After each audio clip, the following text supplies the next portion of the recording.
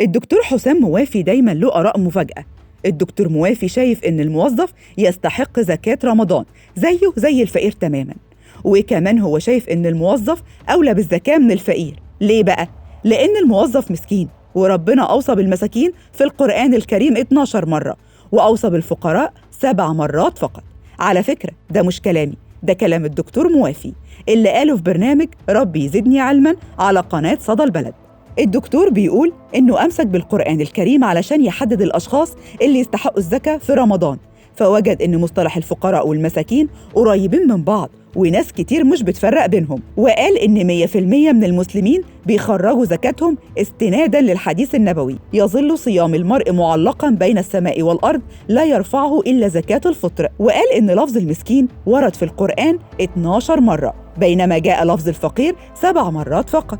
وقال إن لفظ المسكين ذكر مع 2 بيحبهم الله جداً ووصى عليهم، وهم ذو القربى واليتامى. الدكتور حسام موافي بيقول: نحن لا ننكر حق الفقير في الزكاة، لكن نؤكد حق المسكين، وشتان بين الاثنين.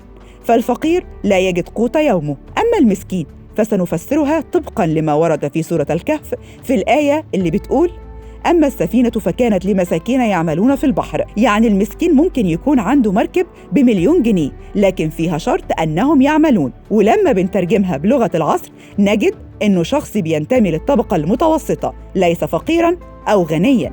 يعني هنا بنتكلم على طبقة الموظفين الغلابة. الدكتور بيفسر كلامه وبيقول: يعني أنا لما أجي أفكر أدي الزكاة لمين؟ أديها للطبقة المتوسطة، والطبقة المتوسطة في مصر هم الموظفين. ما هو مش عشان الموظف بيقبض مرتب يبقى غني ولا يستحق الصدقة، ده بيعلم أولاده وبيصرف عليهم. ده الموظفين هم القاطرة اللي زقة مصر لقدام.